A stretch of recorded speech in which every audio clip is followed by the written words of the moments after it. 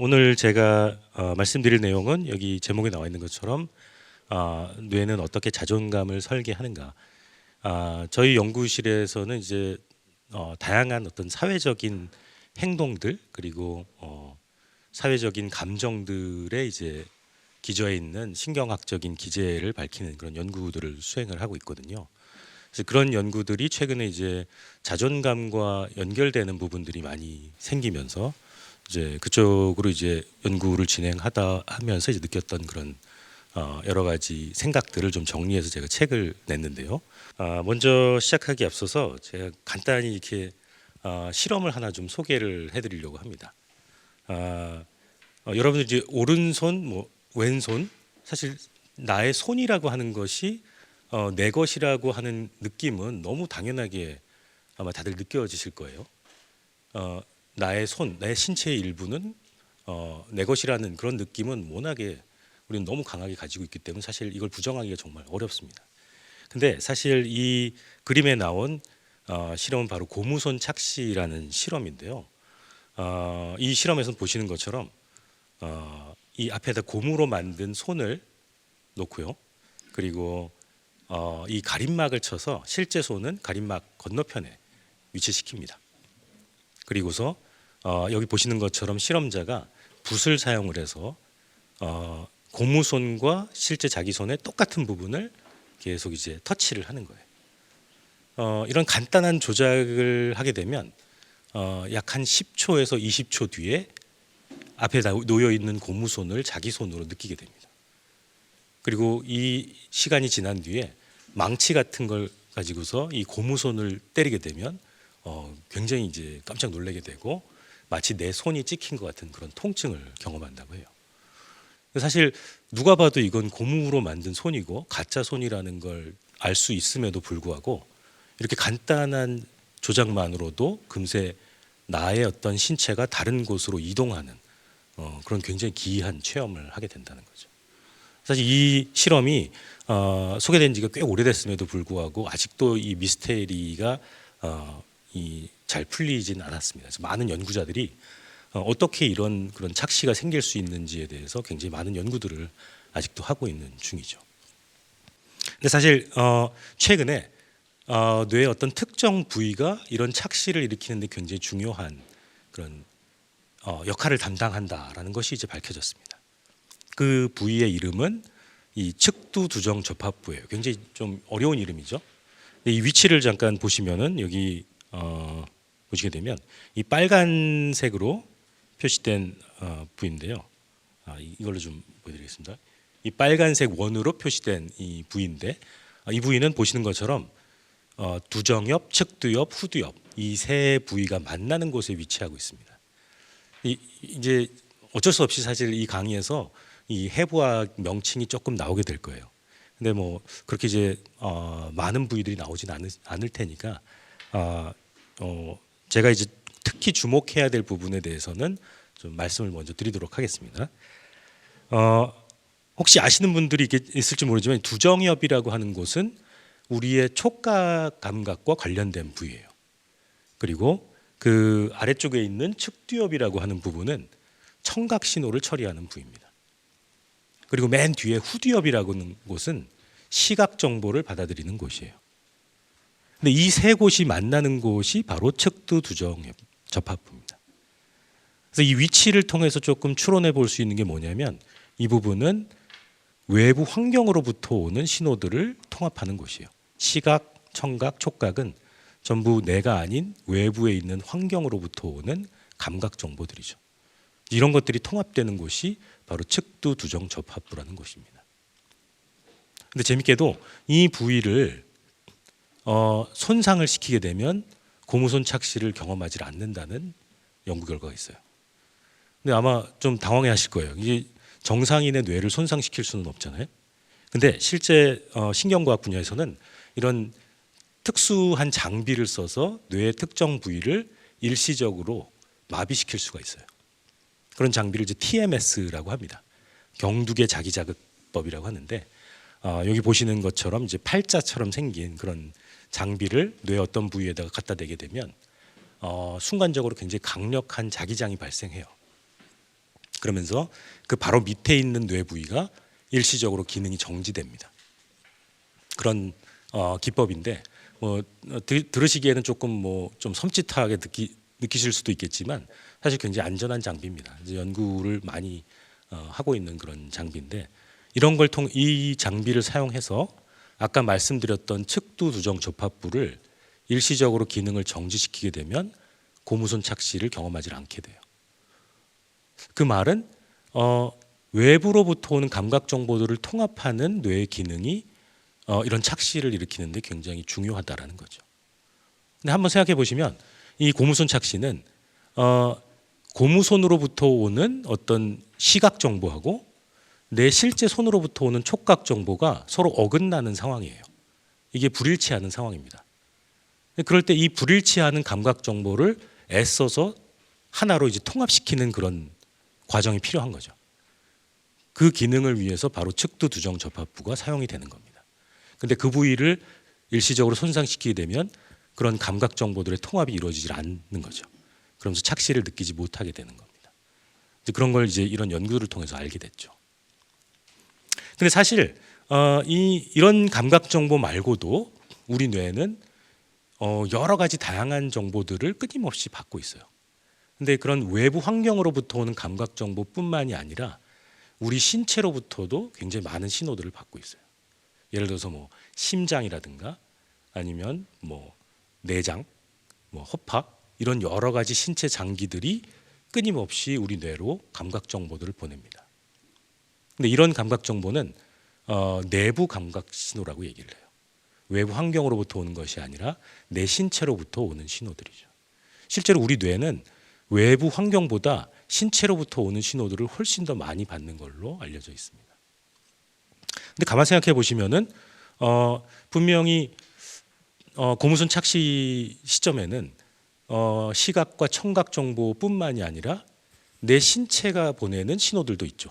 내 근육이 보내는 신호도 있습니다. 근데 그런 신호들은 그럼 어떻게 활용될 수 있을지 조금 의문이 생기죠. 사실 신체로부터 오는 신호에 대한 민감한 정도를 측정하는 방법이 있습니다. 아마 여기 그림에 보시는 이런 장비를 착용해 보신 분들도 있을 거예요. 이 손에다 이렇게 끼우게 되면 옥시미터라는 이름의 장비인데 아주 간단하게 어떤 이 심박수를 이제 측정을 할 수 있는 그런 장비예요. 혈류의 흐름을 측정하는 거죠. 이런 걸 통해서 1분 동안 당신의 심장 박동수를 한번 세보세요라고 얘기를 합니다. 그리고 이 장비로 실제로 측정을 해요. 그렇게 하게 되면 내가 보고한 심박수와 이 장비로 측정한 심박수가 얼마만큼 차이가 나는지를 한번 알아볼 수가 있습니다. 어떤 사람들은 굉장히 정확하게 감지를 해내고 어떤 사람은 그걸 잘 맞히지 못해요. 이 차이가 적은 사람들이 바로 신체로부터 오는 신호에 민감한 사람들이라고 말할 수 있습니다.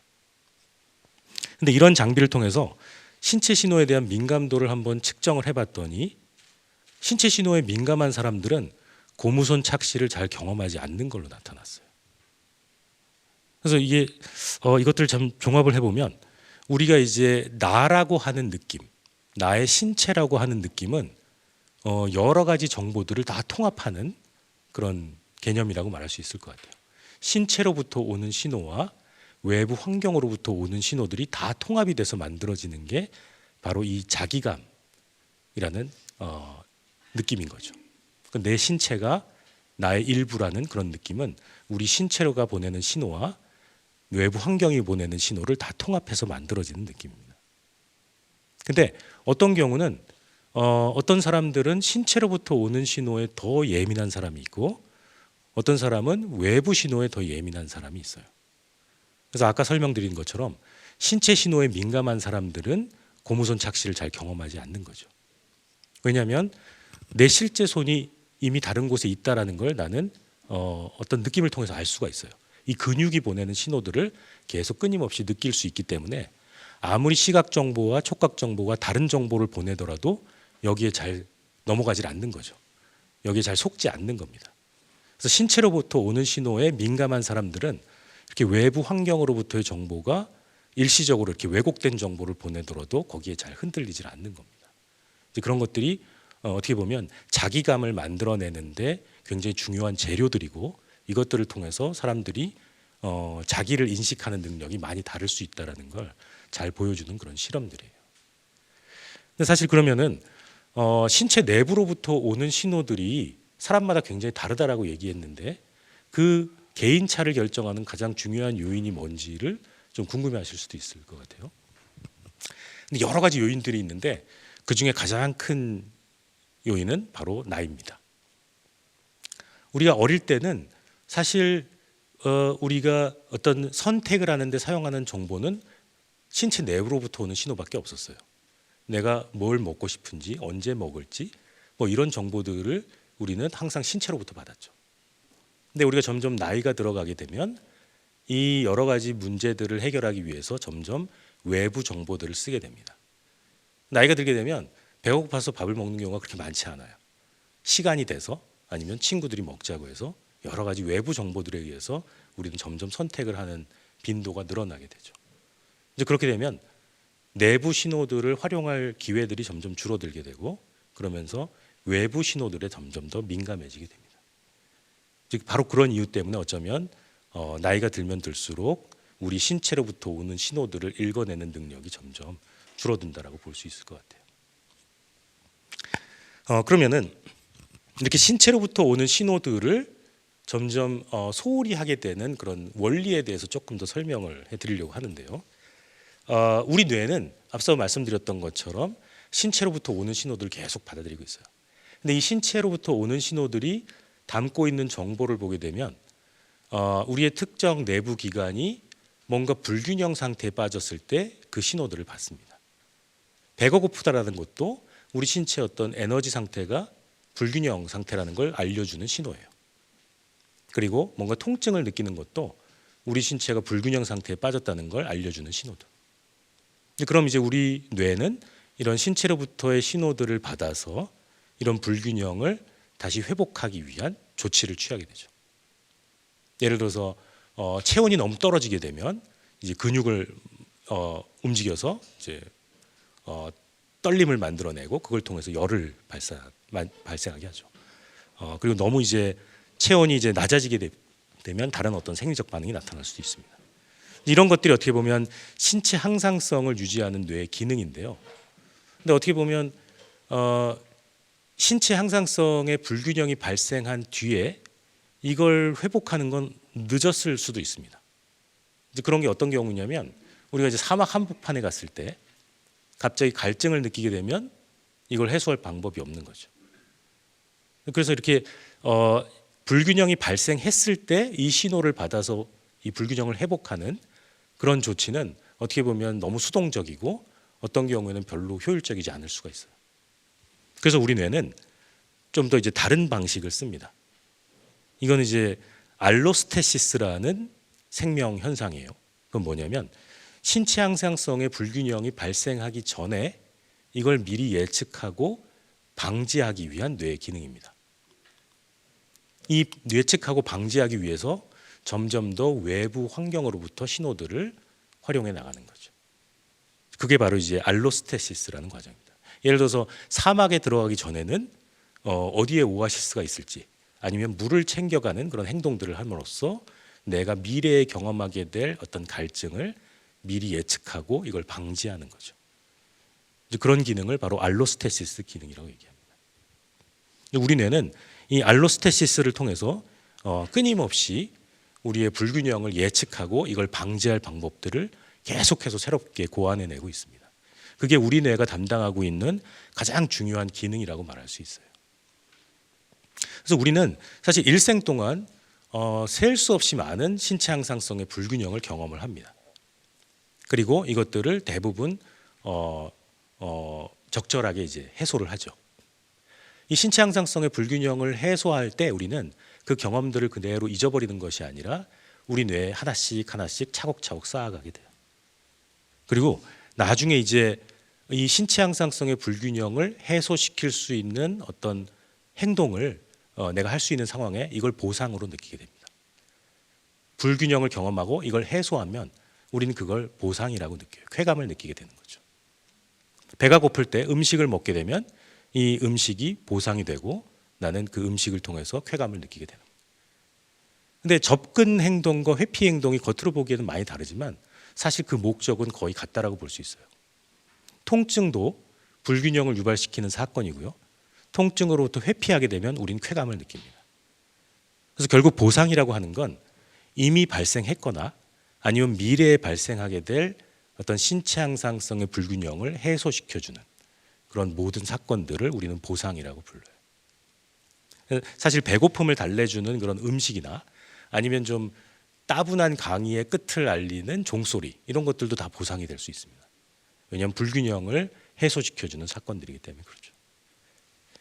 근데 실제로 불균형이 크면 클수록 이 불균형이 해소될 때 사람들이 경험하게 되는 쾌감도 커지게 돼요. 그래서 어떤 경우는 일부러 쾌감을 늘리기 위해서 불균형을 찾아가기도 합니다. 왜냐하면 그 불균형이 해소됐을 때 나는 쾌감을 느낄 거라는 걸 알기 때문인 거죠. 그래서 사실 고통과 어떤 쾌감은 서로 뗄래야 뗄 수가 없어요. 동전의 양면과도 같습니다. 고통이 커지면 커질수록 그 고통이 사라질 때 느끼는 쾌감은 커질 수밖에 없어요. 바로 이런 이유 때문에 여기 보시는 것처럼 사람들은 일부러 불균형을 유발시켜서 이게 해소될 때의 쾌감을 극대화시키려고 노력을 하게 됩니다. 그런 대표적인 예들이 여기 보시는 것처럼 뭐 암벽 등반이라든가 뭐 공포 영화 아니면 롤러코스터 이런 행동들을 말할 수가 있죠. 분명히 신체 향상성의 불균형을 유발하는 행위들이에요. 그렇지만 나는 이게 비교적 쉽게 해소될 거라는 걸 미리 알고 있죠. 그럼 이런 행동을 통해서 나의 어떤 쾌감을 극대화시키려고 노력을 하게 되는 겁니다.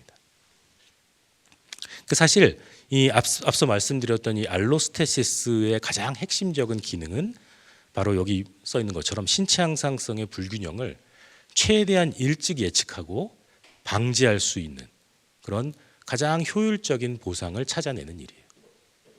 그리고 이런 걸 찾을 때마다 이걸 학습하고 이걸 직관으로 저장하게 됩니다. 바로 이런 알로스테시스 과정을 통해서 우리 뇌는 굉장히 많은 다양한 종류의 보상들을 끊임없이 만들어냅니다. 그래서 어떤 신체 향상성의 불균형을 해소시켜주는 음식이나 물 같은 그런 1차적인 보상뿐만이 아니라 앞으로 내가 경험하게 될 불균형을 미리 예측하고 방지할 수 있는 새로운 보상들을 끊임없이 찾아내는 거죠. 그게 바로 알로스테시스의 중요한 기능입니다. 그래서 대표적인 게 바로 이제 돈이죠. 돈과 같은 거는 사실 우리의 신체 향상성의 불균형을 해소시켜 주지는 않습니다. 그렇지만 내가 미래에 경험하게 될 불균형을 미리 방지해 줄 수 있죠. 그래서 가장 대표적인 2차적 보상이라고 얘기할 수 있죠. 사실 2차적 보상이 1차적 보상과 굉장히 다른 면들이 많이 있는데 제일 두드러진 특징을 뽑자면 바로 효율성입니다. 효율성은 뭐냐면 다른 보상들, 1차적 보상들에 비해서 가장 효율적인 보상이란 얘기예요. 예를 들어서 뭐 음식이라든가 물 같은 거는 항상 개별적으로 이걸 찾기 위해서 노력해야 되는데 우리는 돈만 가지고 있으면 모든 어떤 불균형들을 한꺼번에 해결해 줄 수가 있습니다. 바로 이런 이유 때문에 2차적인 보상은 가장 효율적인 보상이고 이것만 내가 얻게 되면 여러 가지 다양한 종류의 신체 향상성의 불균형을 한꺼번에 해결해 줄 수 있는 거죠. 그래서 가장 효율적인 보상이라고 말할 수 있습니다. 근데 이런 2차적인 보상들 중에서 사실 우리가 간과하고 있지만 돈보다도 훨씬 더 중요하고 효율적인 보상이 있어요. 그게 뭐냐면 바로 사회적 보상입니다. 이 아기들이 처음 태어났을 때 굉장히 많은 어떤 신체 향상성의 불균형을 경험하죠. 배도 고프고 뭐 춥기도 하고 갈증도 느끼고 그럴 때마다 뭐 아기들은 울 겁니다. 이 울음을 듣는 순간 제일 먼저 처음 다가와서 이 불균형을 해소시켜준 사람 대부분의 경우 엄마가 되겠죠. 이 아기가 경험하는 수도 없이 많은 신체 향상성의 불균형을 모두 한꺼번에 해결해 줬던 그런 대상 바로 타인이라고 하는 존재가 아기들한테는 제일 처음 배우게 되는 2차적 보상이고요. 가장 강력하게 뇌에 각인되는 사회적 보상입니다. 그래서 돈보다도 훨씬 더 먼저 학습되고 훨씬 더 강력하게 뇌에 각인되는 그런 2차적 보상이라고 말할 수 있어요. 이 아기들이 태어남과 동시에 학습하게 되는 이 사회적 보상은 점점 발달 과정을 거치면서 그 범위가 점점 확장되게 됩니다. 내 주변의 사람들도 점점 많아지고 어떤 사회적 관계망도 복잡해지게 되면 이 타인으로부터 인정받고 싶은 욕구로까지 발전하게 돼요. 바로 사회적 보상이 점점 확장되는 과정이죠. 그래서 내가 속해 있는 어떤 공동체의 다른 구성원들로부터 인정받고 존중받고 사랑받고 싶은 그런 욕구로 발전하게 되는 거죠. 이런 것들이 이 인정 욕구를 충족하고자 하는 그런 충족하는 방식이 사회가 복잡해짐에 따라서 굉장히 다양한 방식으로 표출될 수 있습니다. 그래서 심지어는 그 원래 욕구의 어떤 형태를 알아볼 수 없을 정도로 굉장히 다른 모습을 띠기도 해요. 심지어는 겸손 행동으로까지 나올 수도 있습니다. 이런 것들이 어떻게 보면 인정 욕구를 충족할 수 있는 굉장히 다양한 방식들을 사회와 가정에서 학습하기 때문인 거죠. 사실 우리는 발달 과정을 거치면서 최소의 노력으로 최대의 효과를 얻을 수 있는 그런 보상들을 끊임없이 찾아냅니다. 그러면서 내가 타인들로부터 인정받고 있고 내가 높은 사회적 지위를 가지고 있다는 걸 과시할 수 있는 그런 방식들을 끊임없이 찾아내죠. 대표적인 게 여기 보시는 것처럼 어떤 고급 스포츠카라든가 아니면 뭐 명품 가방 이런 것들을 통해서 우리는 성공을 위해서 많이 노력하지 않더라도 성공한 상태를 알릴 수 있는 그런 상징들, 신호들을 보상으로 이제 학습하게 되는 겁니다. 그리고 또 다른 대표적인 예가 바로 SNS, 페이스북 같은 그런 SNS에서 나오게 되는 이 좋아요 심볼 같은 것들이죠. 우리가 일상에서는 내 주변의 사람들이 나를 얼마만큼 좋아하고 인정해 주는지를 잘 알아차리기 어려워요. 그렇지만 이런 신호들은 이런 것들을 굉장히 정량화된 수치로 제시해 주죠. 그래서 훨씬 더 효율적인 사회적 보상이 될 수 있습니다. 바로 이런 것 때문에 우리는 이제 이 SNS에 굉장히 빠져들게 되고 여기에 이제 중독까지 되는 그런 현상을 보이게 되는 거죠. 사실 우리는 이제 일생 동안 굉장히 많은 신체 항상성의 불균형을 경험하게 되는데 이 항상성의 불균형을 적절하게 해소시킬 때마다 그 경험들이 우리 뇌에 차곡차곡 쌓이게 되는데요. 그 경험들이 쌓이는 곳 중에 가장 대표적인 곳이 바로 여기 보이는 이제 복내측 전전두 피질이라는 곳입니다. 아마 처음 들어보는 뇌 부위일 것 같아요. 이제 앞으로 이제 이 부위에 대해서 얘기를 제가 많이 하게 될 것 같아서 조금 더 설명을 덧붙이자면 이 부분은 이제 이 이마 한복판에서 약간 이제 뒤쪽으로 한 5cm 정도 들어간 그런 곳에 위치하고 있습니다. 이 빨간색으로 보이는 바로 이 부위죠. 빨간색으로 보이는 이 부위인데 어떻게 보면 눈썹과 눈썹 이 중간에서 5cm 들어가 있는 굉장히 뇌 깊숙한 곳에 위치하고 있는 그런 대뇌 피질의 일부입니다. 근데 이 부위가 사실 어떻게 보면 우리가 신체 항상성의 불균형을 경험할 때 이걸 어떤 식으로든 우리는 해소하기 위해 노력할 거란 말이죠. 이게 성공적으로 해소되면 그 정보들이 우리 뇌에 누적되게 되는데 그게 바로 쌓이는 곳이 이 부위라고 말할 수 있습니다.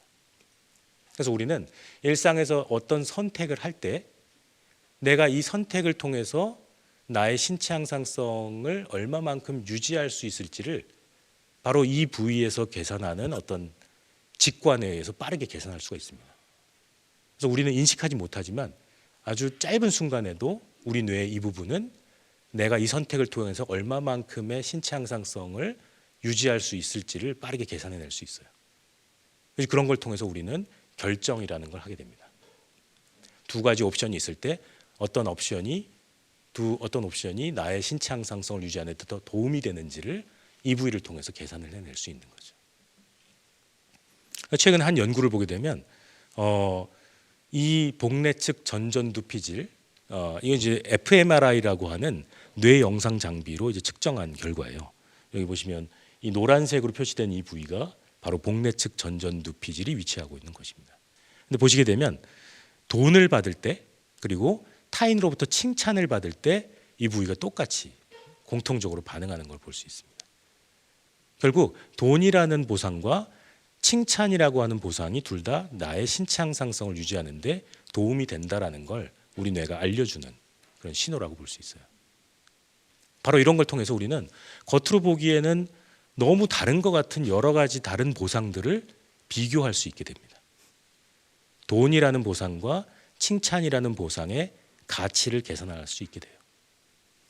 그래서 이 복내측 전전두 피질의 가치 계산 기능 때문에 우리는 선택을 할 수 있는데, 어떤 경우는 돈을 얻기 위해서 타인의 비난을 감수하기도 합니다.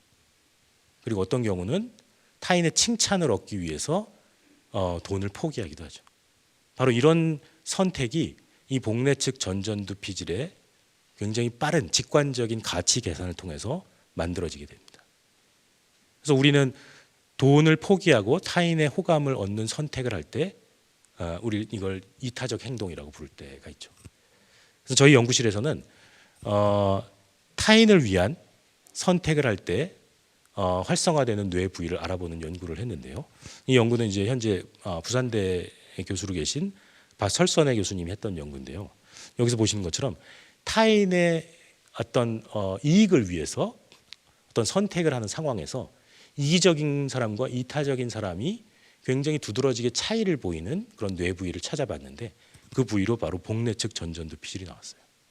여기 보시는 것처럼 이타적인 사람들은 나를 위해서 선택을 할 때나 타인을 위해서 선택을 할 때 이 부위가 거의 비슷한 수준으로 활동을 합니다. 근데 이기적인 사람들은 나를 위해서 선택을 할 때만 이 부위가 활성화되고 타인을 위해서 선택을 할 때는 거의 활성화되지 않는 걸 볼 수 있죠. 이런 결과를 어떻게 해석해 볼 수 있냐면, 어떻게 보면 이타적인 사람들은 태어나는 그 순간부터 일생 동안 여러 경험들을 통해서 다른 사람을 도와줬을 때 그 사람이 나에게 보인 어떤 감사의 표시 아니면 호감, 이런 사회적 보상들을 경험하면서 타인을 돕는 행동이 나의 생존에 유리하다라는 걸 끊임없이 학습을 했고, 이게 뇌 속에 직관으로 자리 잡은 사람들일 수 있습니다. 그래서 타인이 위기에 처한 상황에 놓였을 때 누군가를 돕는 행동이 굉장히 빠르게 직관적으로 자동적으로 활성화될 수 있는 사람들인 거죠. 이제 그런 행동들이 어떻게 보면 복내측 전전두 피질의 가치 계산 기능을 통해서 만들어진다고 볼 수 있을 것 같아요. 이 연구도 사실 저희 연구실에서 이제 최근에 졸업한 이제 김대은 박사님이 했던 연구인데, 이 여기에서는 이 나보다 계급이 높은 사람과 나의 의견이 일치할 때, 나보다 계급이 낮은 사람과 의견이 일치할 때보다 복내측 전전두 피질이 더 활동을 한다는 걸 확인을 할 수 있었던 연구죠. 사람들은 나보다 더 높은 위치에 있는 사람들과 가까워지기 위해서 굉장히 노력을 많이 합니다. 이제 그런 걸 통해서 나의 상대적인 지위를 높이고자 하는 거죠. 사실 내 의견이 다른 사람과 다를 때 그 상대방이 나보다 계급이 높은 사람인지 아닌지에 따라서 그 상황이 주는 느낌이 다를 수가 있어요. 그래서 나보다 계급이 낮은 사람보다는 높은 사람과 내 의견이 다를 때 그 의견을 수정하고자 노력합니다. 그래서 이 연구에서도 이 똑같은 어떤 이미지를 보고서, 어떤 그림을 보고서 사람들이 이걸 좋아하는지 싫어하는지를 평가하는데, 내가 평가한 결과와 타인이 평가한 결과가 다를 때 그 선택을 바꾸는 현상을 이제 동조 행동이라고 하는데요. 여기서 이제 상대방이 나보다 계급이 낮을 때는 선택을 잘 바꾸질 않아요. 근데 나보다 계급이 높은 사람과 내 의견이 다를 때는 내 선택을 바꾸는 경향성이 훨씬 더 높아집니다. 바로 그런 이유는 어떻게 보면 여기서 보시는 것처럼 내 선택과 상급자, 계급이 높은 사람과의 선택이 같을 때 이 복내측 전전두 피질이 훨씬 더 높게 활성화된다는 걸 통해서 그 행동의 원인을 한번 생각을 해볼 수가 있는 거죠. 내가 상대방과 나보다 계급이 높은 사람과 의견이 같을 때 그걸 또 훨씬 높은 보상으로 경험을 한다라고 해석해 볼 수 있을 것 같아요.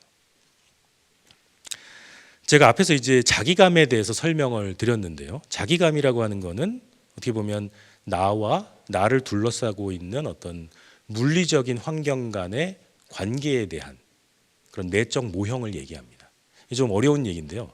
이제 이게 왜 필요하냐면 나의 주변 환경을 예측하고 이걸 통제하고자 하는 어떤 강한 욕구를 만들어내고 이 욕구가 충족될 때 우리는 자기감을 느낍니다. 근데 사실 자존감이라고 하는 것은 이 자기감과 크게 다르지 않아요. 여기서 물리적 환경 대신 사회적 환경으로 바꿔주기만 하면 자존감으로 바뀝니다.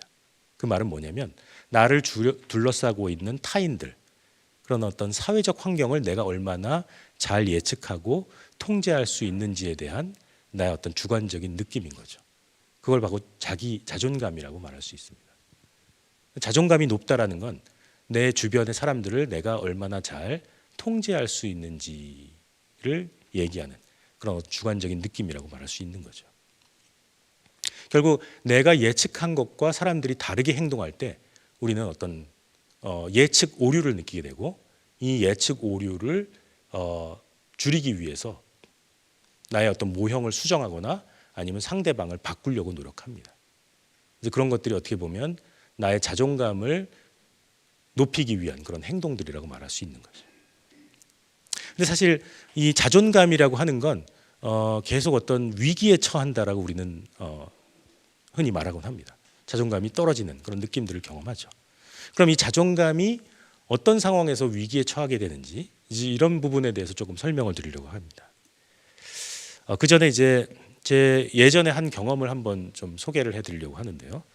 저는 예전에 길을 가다가 사람들이 굉장히 많은 곳에서 이 실수로 이제 크게 넘어졌던 적이 있었어요. 근데 넘어지자마자 그 자리에서 벌떡 일어나서 아무 일도 없던 것처럼 그냥 가던 길을 걸어갔습니다. 근데 이제 한참 걸어가다가 골목길을 들어서는 순간 사람들이 아무도 없는 곳으로 갔을 때 갑자기 이제 무릎에서 굉장히 심한 통증을 느끼기 시작했어요. 그전에는 아무런 통증을 느끼지 못했는데 아무도 없는 곳으로 간 순간 통증을 느끼기 시작했던 거죠. 그래서 바지를 걷고 봤더니 피가 굉장히 많이 나고 있었던 거예요. 큰 상처였는데 사실 넘어지는 그 순간에는 전혀 통증을 느끼지 못했습니다. 어떻게 이런 일이 있었을 수 있을까요? 어쩌면 이제 나의 뇌는 어떤 창피함이라고 하는 일종의 사회적인 통증이죠. 이 사회적인 통증이 신체의 통증보다 더 중요하다고 느꼈을 겁니다. 바로 그런 것 때문에 그 순간에는 통증을 느낄 수가 없었던 거예요. 나의 신체가 보내는 신호에 내가 반응하지 못했던 거죠. 워낙에 사회적인 통증이라는 것이 훨씬 더 위급하고 이걸 회복하는 것이 훨씬 더 중요한 선택이라는 것을 우리 뇌가 그 순간 결정을 했던 겁니다. 바로 이런 것들이 어떻게 보면 알로스테시스의 굉장히 중요한 분배 기능이라고 말할 수 있습니다. 우리 뇌는 신체의 모든 다양한 기관으로부터 끊임없이 이 하소연을 듣고 있어요. 불균형을 알리는 신호들을 끊임없이 받고 있습니다. 근데 그 모든 신호들에 다 대답을 할 수가 없어요. 왜냐하면 그 자원이 한정되어 있기 때문인 거죠.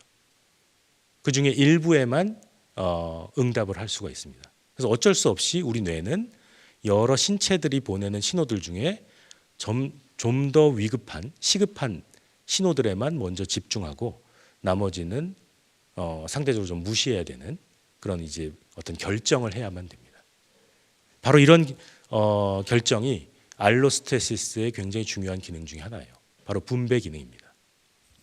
그래서 우리 뇌는 이 생존을 위해서 위급한 신호들에 먼저 응답하고 그렇지 않은 것들은 조금 무시를 하게 되는 거죠. 예를 들어서 사자가 나를 이제 쫓아오는 그런 상황에서는 나의 모든 자원을 도망치는 데에 집중해야만 돼요. 다른 신호들에 이제 이 내 자원을 쓸 수가 없습니다.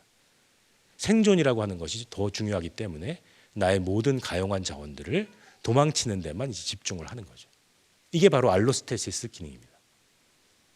분명히 다른 신체 부위들도 불균형을 알리는 신호를 보내긴 하지만 내가 이것들에 응답하는 것은 나의 생존에 별로 도움이 되질 않아요.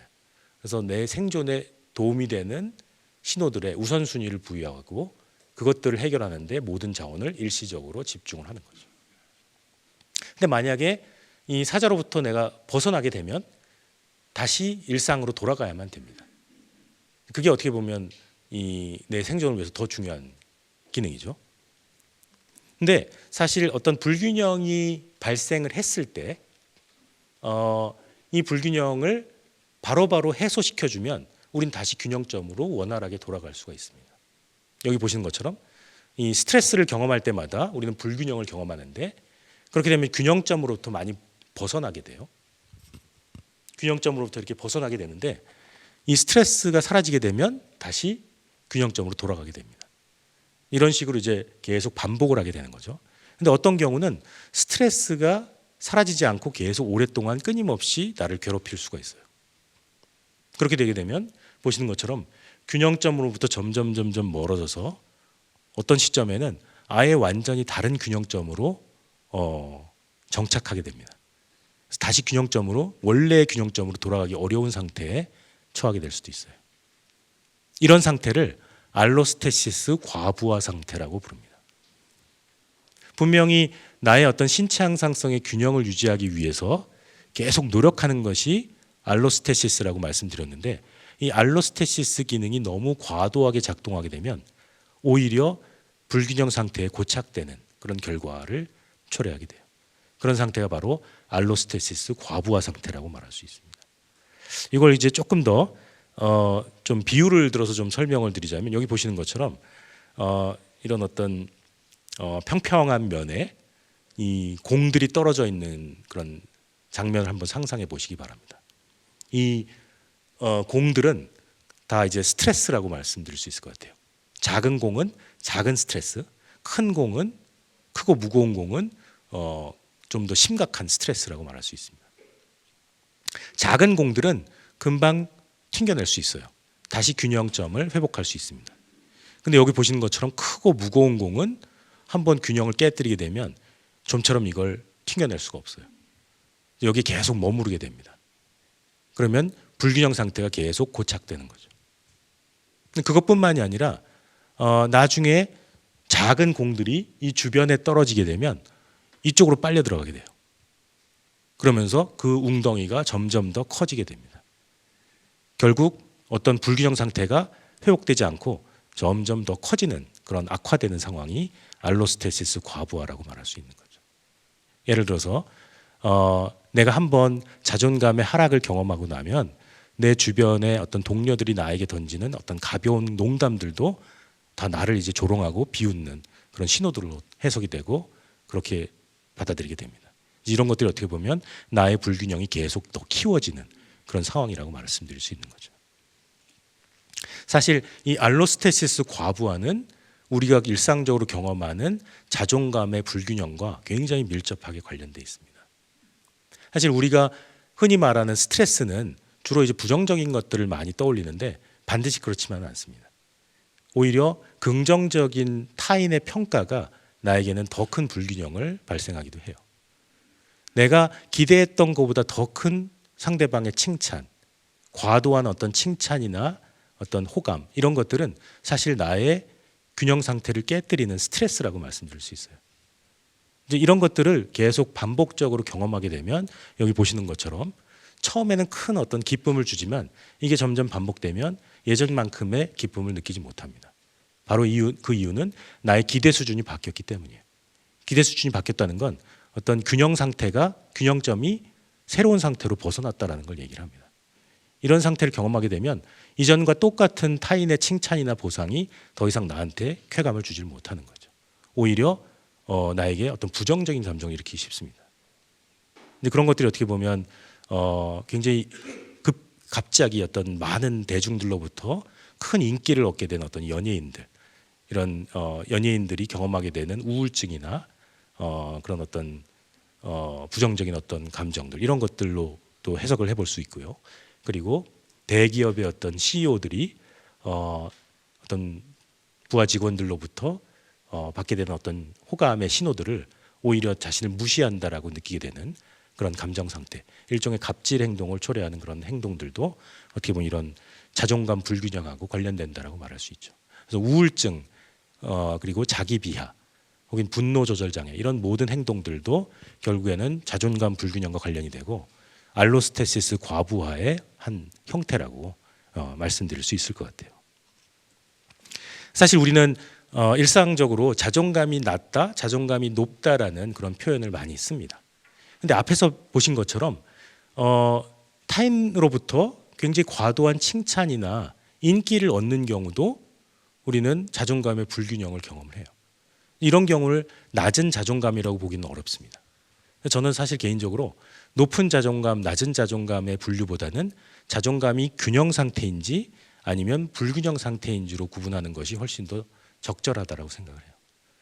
타인으로부터 많은 칭찬을 들은 사람이나 과도한 비난을 들은 사람 모두 자존감 불균형을 경험할 수 있어요. 이게 반복되게 되면 내가 사람들한테 듣게 되는 어떤 칭찬이라든가 비난에 지나치게 많은 나의 어떤 관심을 쏟게 되는 거죠.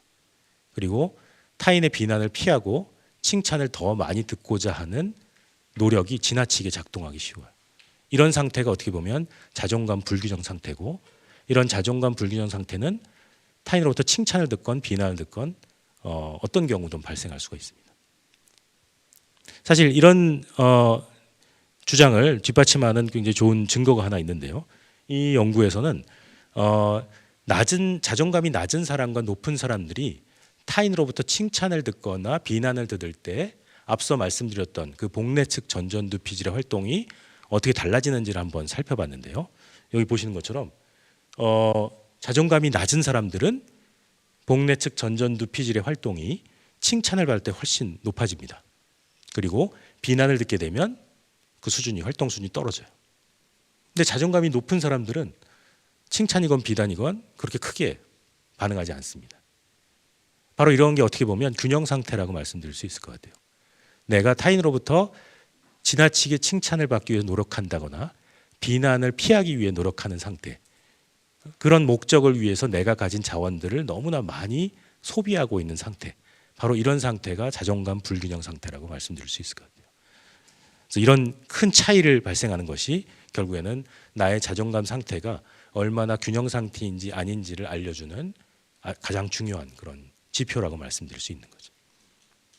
이 자존감 낮은 사람들은 타인으로부터 비난을 듣게 되면 불균형 상태에 빠지게 되고, 이 불균형을 회복하기 위해서 여러 가지 노력들을 하게 됩니다. 이런 노력들을 우리는 자기 방어 행동이라고 얘기를 해요. 나의 자존감의 불균형을 다시 회복하기 위해서 내가 쏟는 노력들, 여러 가지 다양한 방식들이 있겠죠. 다양한 형식으로 표출될 수 있습니다. 그걸 바로 이제 자기 방어 행동이라고 불러요. 저희 연구실에서 있었던 이제 윤희연 박사가 했던 연구 중에 하나가 바로 이제 자기 방어 행동과 관련된 신경학적 기제를 알아본 연구였어요. 이 연구에서는 자기 방어 행동이 과연 어떻게 일어나는지를 이제 살펴보기 위해서 참가자들을 모집을 했는데요. 여기는 이제 초등학생 15명, 중학생 15명, 고등학생 15명, 그리고 대학생 15명, 이렇게 총 60명의 참가자들을 모집을 했습니다. 그래서 연구실로 초대를 해서 여기 보시는 것처럼 이제 몇 가지 물건들을 앞에다 두고 이 중에 하나 혹은 두 개를 선택을 해서 당신이 만들 수 있는 가장 창의적인 미술 작품을 한번 만들어 봐라, 그렇게 얘기를 했어요. 이 참가자들이 만든 작품 중에 예가 여기 두 개가 표시되어 있는데요. 이 왼쪽에 있는 게 이제 성인 참가자가 만든 작품이고요. 오른쪽에 있는 게 가장 나이가 어린 참가자, 10살이었어요. 초등학생이 만든 작품입니다. 굉장히 창의적이죠. 얼마나 이제 이 작품을 만들기 위해서 많은 노력을 했는지를 이걸 보면서 좀 알 수가 있는데요. 이런 작품을 만들고 참가자들이 집으로 돌아갔습니다. 그리고 이제 2주 뒤에 다시 이제 연구실로 참가자들을 불렀어요.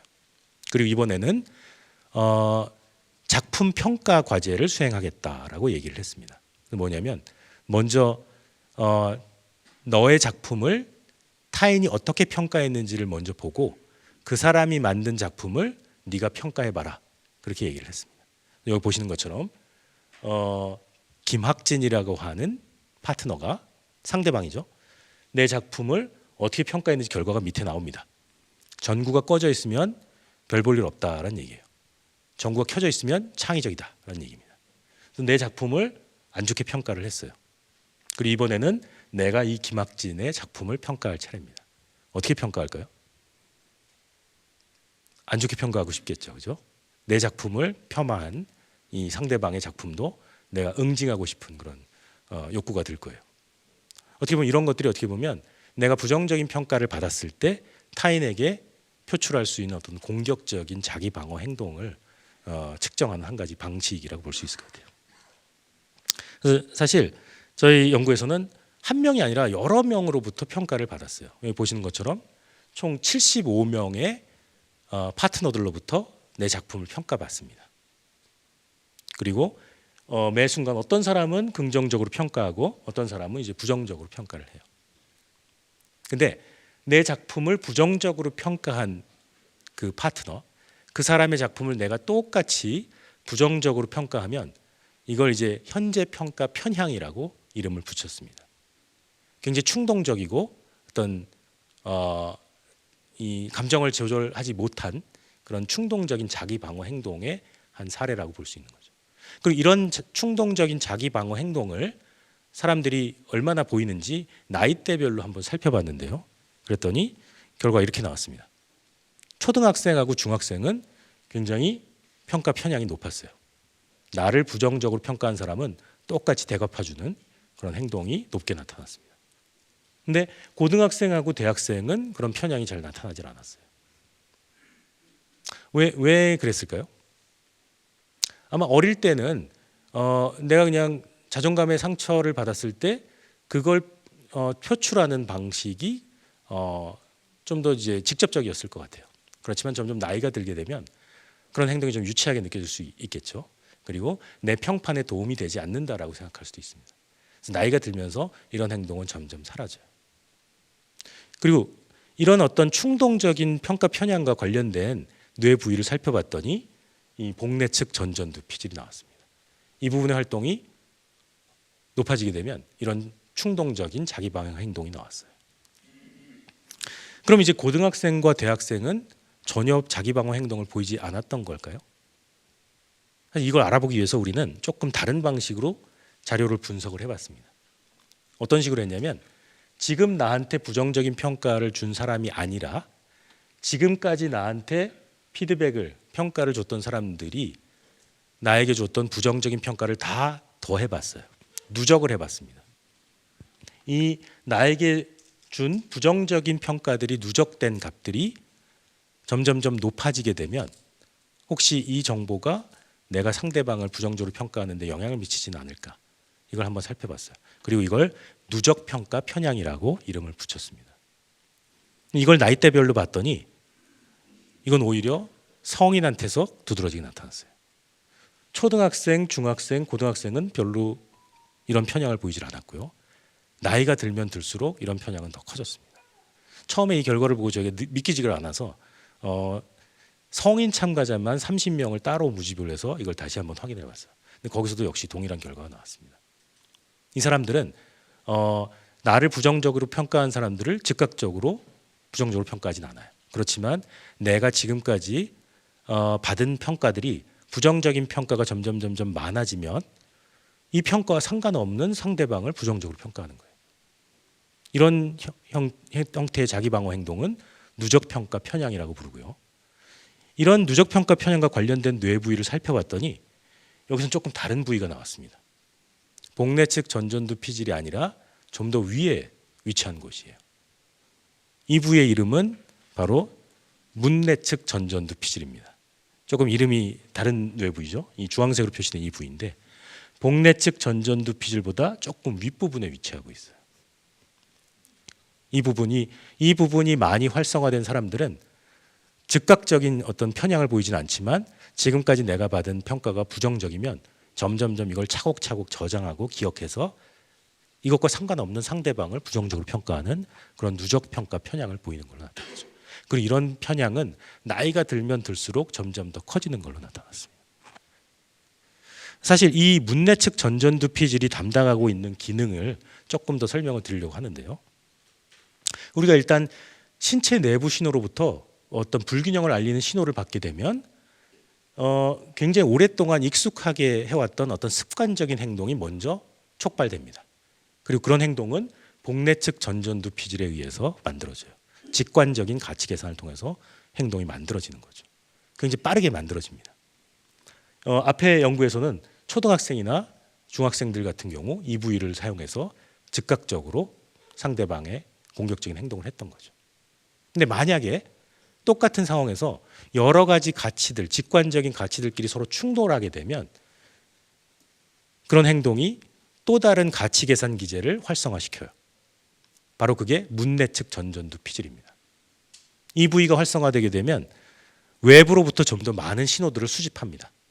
외부 환경으로부터 신호를 좀 더 많이 수집해서 좀 더 정교한 가치 판단을 하게 돼요. 그리고 이 방법이 성공적이면 이 아래에 있는 직관적 가치를 점점 수정해 나갑니다. 그런 걸 통해서 행동을 만들어내게 되는 거죠. 이걸 토대로 해서 앞에 연구 결과를 한번 해석을 해보자면 성인들은 두 가지의 직관적 가치들이 서로 충돌하는 경험을 했을 수 있어요. 나를 부정적으로 평가하는 부정적인 평가들이 누적돼서 어떤 나의 자존감을 높이고자 하는 욕구가 커지고요. 그렇지만 상대방을 부정적으로 평가하게 되면 나의 평판에 좋지 않다라는 또 다른 직관적인 가치가 활성화될 수 있습니다. 이 둘 간의 충돌이 발생할 수 있어요. 그렇게 되면 이 문내측 전전두 피질이 활성화되면서 좀 더 정교하고 복잡한 자기방어 행동이 만들어지는 겁니다. 바로 그 결과가 누적평가 편향이었던 거죠. 왜 이게 전략적인 더 정교한 평가냐면 내가 지금까지 받은 부정적인 평가가 점점 많아지게 되면 이것과 상관없는 상대방을 부정적으로 평가함으로써 나의 상대적인 위치를 높여줄 수가 있어요. 그렇지만 즉각적으로 상대방에게 되갚아준 행동은 아니기 때문에 나에 대한 어떤 부정적인 평가는 피할 수도 있습니다. 그래서 나에 대한 부정적인 평가는 피하면서 나의 상대적인 위치는 높여줄 수 있는 굉장히 전략적이고 복잡한 그런 정교한 자기방어 행동인 거죠. 이런 자기방어 행동은 나이가 들면 들수록 점점 더 강해진다라고 볼 수 있어요. 그리고 그런 행동의 이면에는 복내측 전전두 피질이 아니라 좀 더 분석적인 이런 문내측 전전두 피질이 사용되고 있는 걸 볼 수 있는 거죠. 사실 저희 연구실에서는 이 문내측 전전두 피질이 다양한 사회적 맥락에서 공통적으로 활성화된다는 걸 확인을 했습니다. 어떤 경우냐면 누군가가 나의 행동을 관찰하고 있을 때 내가 하기 싫었던 행동이지만 억지로 하는 어떤 행동들이 만들어질 때 바로 이 부위가 활성화돼요. 예를 들어서 윤리소비, 내가 사고 싶지 않지만 이 제품을 사게 되면 불우이웃을 도울 수 있다라고 해요. 그렇게 되면 누군가가 관찰할 때 이 사회적 기업 제품을 구매할 확률이 높아집니다. 어떻게 보면 나의 평판을 높이기 위한 전략적인 평판 관리 행동인 거죠. 바로 이런 행동과 이 문내측 전전두 피질이 관련되어 있는 걸 확인할 수 있었고요. 그리고 누군가가 날 관찰하게 되면 나를 좀 더 좋은 사람으로 평가하게 돼요. 그리고 내 친구도 좀 더 좋은 사람으로 소개를 합니다. 이런 인상관리 행동도 여기 보시는 문내측 전전두 피질에 활동하고 관련되는 걸로 이제 확인할 수 있었어요. 이 문내측 전전두 피질이라고 하는 곳은 사실 굉장히 다양한 자기의식적 감정하고 관련돼 있다는 것이 알려져 있습니다. 예를 들어서 당혹감, 수치심, 죄책감, 그리고 자부심 이런 것들은 전부 자존감하고 굉장히 밀접하게 관련돼 있는 감정들이에요. 그런 걸 우리는 자기의식적 감정이라고 얘기합니다. 이런 감정을 경험할 때 공통적으로 관련된 활성화되는 뇌 부위를 보니까 바로 이 문내측 전전두 피질이 나왔던 거예요. 이 자기의식적 감정들은 흔히 이제 별로 좋지 않은 안 좋은 감정이라고 생각하기 쉬운데 사실 이런 자기의식적 감정은 타인의 비난은 줄이고 타인으로부터 칭찬은 더 높일 수 있는 굉장히 나에게 도움이 될 수 있는 적응적인 감정들이에요. 적절하게 잘 사용할 경우 이 감정들은 나의 생존에 굉장히 유리한 감정들이 될 수 있습니다. 내 평판을 관리하고 인상을 관리하고 이런 나의 평판과 인상을 관리해 줄 수 있는 굉장히 전략적인 행동을 만들어주는 그런 핵심적인 감정들이라고 볼 수 있는 거죠. 그렇지만 이런 감정들이 적절하게 잘 해소되지 않을 경우 너무 과도하게 작동할 경우 오히려 이게 나에게 부정적인 결과를 초래할 수도 있습니다. 사실 저희 연구실에서 최근에 앞에 보여드렸던 그런 자기 방어 행동을 측정하는 그 행동 과제를 써서 새로운 연구를 한번 해봤어요. 이 경우는 이제 성인들만 대상으로 한번 해봤는데 여기서 이제 본 결과는 이 누적 평가 편향이 높았던 사람, 이 문내측 전전두피질을 많이 사용했던 사람들이 우울 경향성이 높은 것으로 나타났습니다. 어떻게 보면 이 사람들은 내가 지금까지 타인으로부터 받았던 부정적인 평가들을 머릿속에 기억 속에 차곡차곡 저장해 놓는 그런 용량이 큰 사람들이에요. 그런 정보에 굉장히 많은 관심을 기울이고 비난을 피하기 위해서 지나치게 많은 자원을 소비하는 그런 사람들이라고 말할 수 있습니다. 당연히 이런 사람들은 우울증을 경험할 가능성이 높은 사람들이라고 볼 수 있는 거죠. 성인들 경우에도 개인차가 분명히 존재하는데 이런 경향성이 높을수록 그 사람들은 우울 경향성이 높은 거죠. 근데 사실 여기 파란색 점선으로 나와 있는 부분이 이 일종의 정상인과 비정상인을 좀 구분하는 경계선이라고 볼 수 있어요. 이 지점을 넘어서게 되면 굉장히 심각한 우울증입니다. 근데 저희 연구에 포함됐던 사람들은 대부분 정상인이었어요. 비교적 이제 아주 심각하지 않은 중간 정도 혹은 굉장히 낮은 수준의 우울감을 경험하는 사람들입니다. 이런 사람들은 타인의 비난을 피하기 위해서 끊임없이 노력하는 사람들이고 그 사람들은 이 문내측 전전두피질을 지속적으로 활성화시켜서 이 비난을 피할 수 있는 사람들입니다. 그럼 만약에 우울증 환자들 같은 경우는 어떤 차이가 있을까요? 실제로 우울증 환자들을 모아서 정상인과 심각한 우울 환자들 간의 뇌 부위에 어떤 부피의 차이가 있는 곳을 한번 확인해 봤더니 바로 이곳이 나왔어요. 이 문내측 전전두피질이 우울증 환자들 같은 경우 부피가 현저하게 줄어들어 있는 것으로 나타났습니다. 이게 우울증의 원인인지 혹은 결과인지는 알 수가 없어요. 근데 한 가지 가능한 해석은 우울 경향성이 높은 사람들은 타인의 비난을 피하기 위해서 굉장히 이 부위를 많이 활성화시키고 작동했던 그런 사람들이라고 볼 수 있습니다. 근데 일단 우울증 환자로 빠지게 되면 이 부위가 더 이상 정상적으로 기능하지 못한다라고 볼 수 있어요.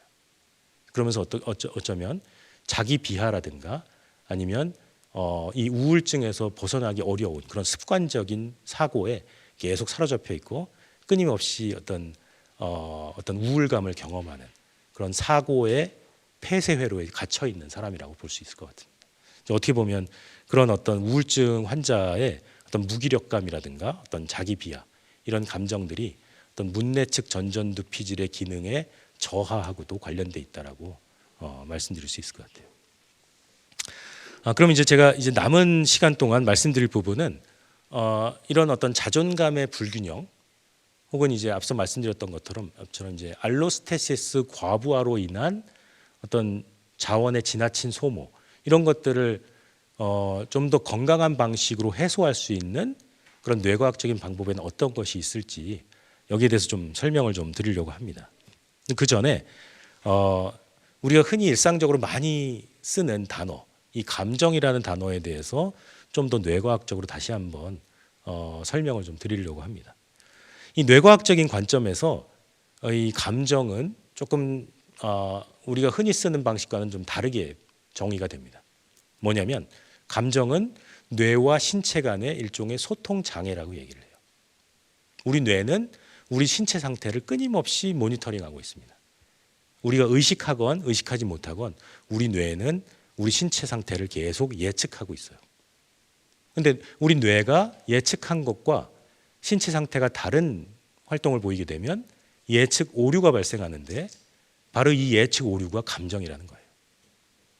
우리가 감정을 경험한다는 건 우리 뇌가 신체 상태를 예측하는데 실패했다라는 걸 얘기를 합니다. 그 말은 뭐냐면 이 신호를 잘 들여다보게 되면 우리는 우리 신체 상태를 좀 더 잘 예측할 수 있는 새로운 모델을 만들 수 있다는 거죠. 바로 그 방식이 뭐냐면 자기 감정 인식입니다. 사실 우리 신체 상태는 끊임없이 변하고 있어요. 어느 한순간도 이전과 같을 때가 없습니다. 끊임없이 변하고 있어요. 그리고 그때마다 우리 신체 상태의 불균형을 해소해 줄 수 있는 적절한 방식은 계속 달라질 수밖에 없어요. 그럼에도 불구하고 어떤 종류의 불균형을 우리는 감정이라는 이름을 붙여서 다른 감정과 굉장히 유사한 방식으로 해소를 하게 됩니다. 예를 들어서 수치심과 분노감 같은 것이 있어요. 수치심과 분노감은 사실 둘 다 이제 부정적인 감정이죠. 둘 다 부정적인 감정이지만 그 감정이 향하고 있는 방향은 완전히 반대입니다. 수치심은 나의 내부로 향하고 있고요. 분노감은 외부로 향하고 있어요. 근데 이 감정을 유발한 원인이 외부에 있을 때 내부를 바꾸려고 한다거나 원인이 내부에 있는데 외부를 바꾸려고 하면 불균형은 해소되질 않습니다. 오히려 이 불균형이 고착되고 점점 더 악화될 수도 있어요. 그래서 결국 이 감정을 인식한다는 건 뭐냐? 내가 감정을 느낄 때 이 감정을 유발한 원인이 정확히 무엇인지를 파악하는 거죠. 이 원인을 파악하게 되면 그 원인을 제거함으로써 나는 불균형을 해소할 수가 있어요. 근데 원인을 정확하게 파악하지 못하고 그냥 습관적으로 내가 늘 써왔던 충동적인 방식으로 이 감정을 해소하게 되면 우리는 불균형은 해소하지 못하고 계속 그 상태에 머무르게 되고 어쩌면 불균형은 점점 더 악화될 수도 있습니다. 사실 우리가 감정을 나쁜 감정, 좋은 감정으로 얘기하고도 하는데 사실 엄밀히 말해서 나쁜 감정은 존재하지 않는다고 볼 수 있어요. 나쁜 감정은 존재하지 않고 나쁜 감정 해소 방식이 있을 뿐입니다. 내가 원인을 정확히 파악해서 그 원인을 제거하게 되면 그 감정을 잘 해소하는 거고요. 원인을 정확하게 파악하지 못하고 충동적으로 더 익숙한 방식으로 좀 더 손쉬운 방식으로 해소하게 되면 그 원인이 제거되지 않았기 때문에 불균형은 계속 남아있을 수밖에 없는 거죠. 그래서 원인을 정확히 찾아내고 그 원인에 따른 해소 방법을 찾는 것이 바로 자기 감정 인식입니다. 근데 여러 가지 감정들 중에 사실 가장 알아차리기 어려운 감정이 바로 인정 욕구예요. 왜냐하면 이 인정 욕구는 우리가 이 일생 동안 살아오면서 끊임없이 감추도록 교육받고 훈련받고 이 트레이닝 받아왔던 거죠.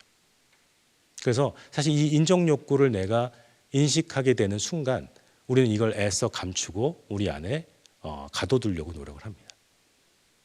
그리고 이것들을 억누르려고 노력을 하죠. 사실 굉장히 많은 자기개발 서적들이 인정 욕구를 버려야 된다, 이걸 억눌러야 된다라고 얘기를 하지만 사실 이 인정 욕구는 우리의 생존을 위해서 만들어진 욕구예요. 이 생존을 위해서 이 만들어진 이 인정 욕구를 우리가 억누르려고 한다고 해서 쉽게 억누를 수가 없습니다. 오히려 내 의지와 무관하게 이 나도 모르게 튀어오르는 인정 욕구를 우리가 발견하게 되면 오히려 나를 혐오하게 되고 오히려 그 원인을 타인에게 돌려서 타인을 비난하는 그런 행동으로 표출되기도 하죠. 사실 어떻게 보면 이 인정 욕구라고 하는 것은 억누르기보다는 그 인정 욕구를 경험하는 순간 그걸 알아차리는 것이 더 중요합니다. 사실 인정 욕구가 사회적으로 다양한 맥락들과 만나면서 이걸 해소하기 위해 여러 가지 자기 방어 행동들을 만들어내는데요. 바로 이런 상태가 이제 알로스테시스 과부하 혹은 자존감 불균형 상태라고도 얘기를 하죠. 이 자존감 불균형은 사회적 맥락의 개수만큼이나 다양한 형태로 표출될 수 있어요.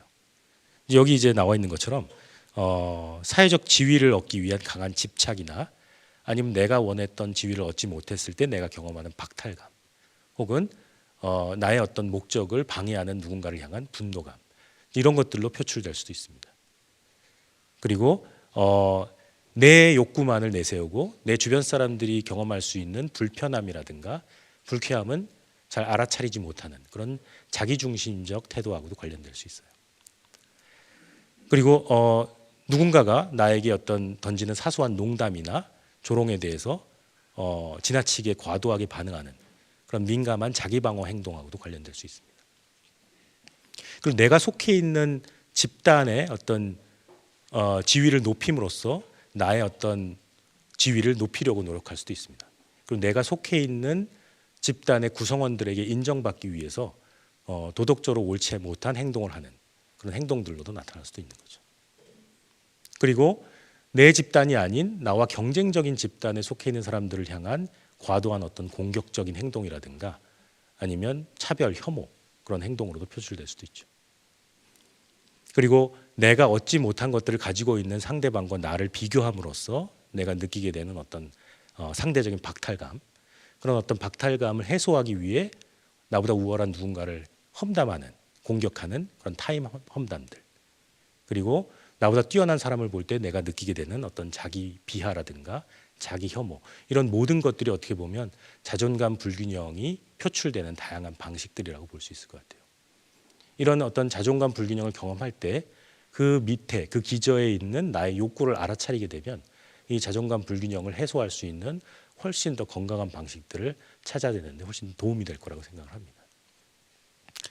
최근에 사실 자아 정체성이라는 말을 주변에서 많이 듣게 되죠. 근데 사실 저는 이 자아 정체성을 찾아가는 과정은 내가 그동안 알지 못했던 내 속에 숨겨져 있는 욕구들을 발견해내는 과정하고 그렇게 다르지 않다라고 생각을 해요. 내가 애써 외면하는 그런 욕구들을 하나씩 내 의식으로 끄집어내서 이것들을 내가 알고 있는 자아에 통합해가는 과정을 통해서 우리는 나의 범위를 점점 확장시켜 나갈 수 있습니다. 그리고 이런 걸 통해서 자아 정체성이 훨씬 더 견고하게 만들어질 수 있고, 바로 이런 과정이 어떻게 보면 어떤 뇌과학이 알려주는 정체감을, 자아 정체성을 찾아가는 그런 과정이 아닐까 싶어요. 이런 것들이 어떻게 보면 내가 느끼게 되는, 내가 매 순간 느끼는 감정, 그리고 욕구의 원인들을 끊임없이 찾아나가는 그런 자기 감정 인식을 통해서 우리가 얻을 수 있는 여러 가지 다양한 선물들 중에 하나가 될 것이라고 생각합니다. 이 말씀을 끝으로 저는 오늘 강의를 여기서 마치도록 하겠습니다. 감사합니다.